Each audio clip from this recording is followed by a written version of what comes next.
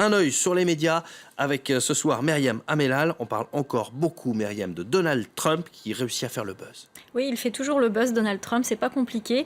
Je ne vais pas vous parler de son dernier dérapage où il parle de ses petites mains qui, selon lui, ne révéleraient en aucun cas la petitesse du reste de son anatomie. On va passer cette histoire. Je vais vous parler d'un autre buzz, un autre événement qui fait le buzz et qui va sans doute faire encore plus le buzz les semaines à venir.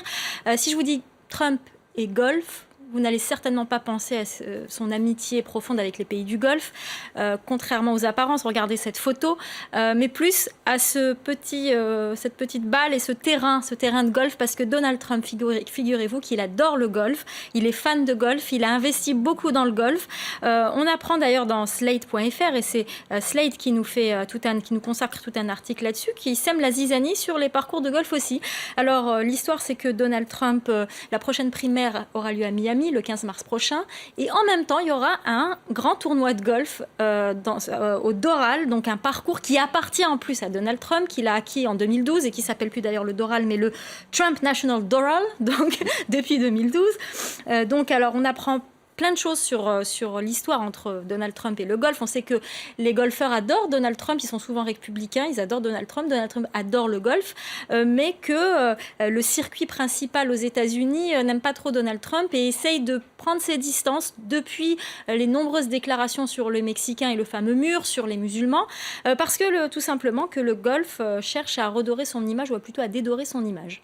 D'accord, pour paraître un petit peu moins élitiste. D'ailleurs, la crise est telle que l'un des principaux circuits américains de golf envisage même de délocaliser des tournois de 2017, quitte à se séparer de ce parcours. Oui, parce qu'il n'arrive pas à s'entendre avec Donald Trump qui ne cesse de déraper. Et d'ailleurs, il est très clair, Donald Trump, il le dit, on l'apprend dans Slate.fr, il le dit, le golf doit rester un sport élitiste. Laissons le golf, je cite, très élitiste, laissons les gens travailler dur et rêver, pouvoir un jour être capable d'y jouer, avoir les moyens d'y jouer. Il a même déclaré que si Bernie Sanders arrivait à la Maison-Blanche, était élu 45e président des États-Unis, eh bien qu'il n'y aura plus de golf parce qu'il n'y aura plus de riches tout simplement. Donc c'est dire si la crise est importante entre le principal circuit de golf américain et Donald Trump. Ouais, Trump qui se sert également du golf pour tacler l'actuel locataire de la Maison-Blanche. Eh bien, il a déclaré qu'il battrait Barack Obama. Bien sûr, sur les terrains de golf, Barack Obama ne se présente pas aux prochaines présidentielles, mais sur un terrain de golf, sur un parcours de golf, il a dit qu'il le battrait. Alors bien sûr, il y a beaucoup de tweets là-dessus.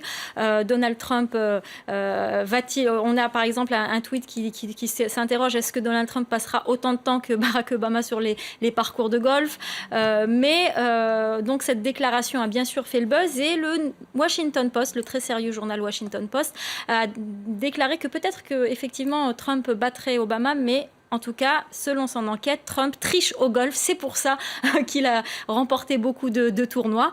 C'est une très sérieuse enquête du Washington Post qui donne même la parole à des témoins qui racontent comment Trump soudoie les gens pour essayer de rapprocher sa balle du trou, etc.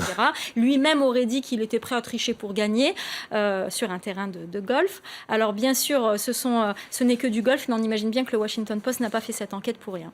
En tout cas, toute cette histoire, c'est aussi l'occasion de rappeler que tous les présidents américains, démocrates comme républicains, ou presque tous, jouent au golf. Oui, on a vu Barack Obama, il y avait Eisenhower, il y avait Kennedy et W. Bush, le président Bush. Et d'ailleurs, certains ont reposté une vidéo sur les réseaux sociaux pour rappeler, pour peut-être nous projeter à quoi ressemblerait une présidence Trump avec quelques souvenirs du président Bush. Regardez l'extrait. Nous devons arrêter la terreur. J'en appelle à tous les pays à faire tout ce qu'ils peuvent pour arrêter ces tueurs, ces terroristes. Merci. Et maintenant, admirez ce drive.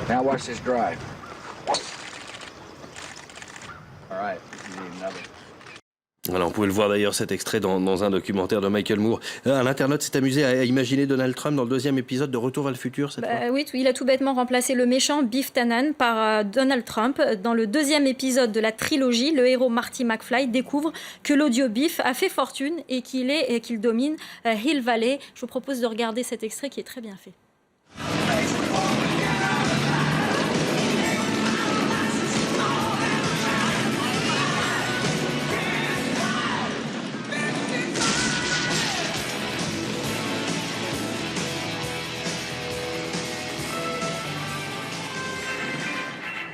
Ladies and gentlemen, welcome to the Donald Trump Museum, dedicated to America's #1 citizen and America's greatest living folk hero, the one and only Donald Trump. Learn the amazing history of the Trump family. Somebody criticized me the other day. Les créateurs de Retour vers le futur assument totalement s'être inspirés de Donald Trump pour ce personnage. En plus, donc c'est pas du tout un hasard que cet internaute ait décidé de faire ce montage. Enfin, pour finir, Donald Trump vu de France, eh bien, il y a eu une autre polémique. Laurent Wauquiez qui n'a pas dit explicitement que Donald Trump n'était pas un exemple. Il n'a pas dit que c'était un exemple, mais comme il n'a pas été clair, eh bien, ça a fait le buzz qui a inspiré pas mal d'articles et surtout ce dessin que je trouve très très drôle. Je ne sais pas si j'arrive. Voilà. Alors, on change le nom du parti. Et moi, de coiffure, voilà, à l'UMP, on réfléchit et regardez l'UMP avec le TR au début et Nicolas Sarkozy avec une coiffure blonde. Merci beaucoup.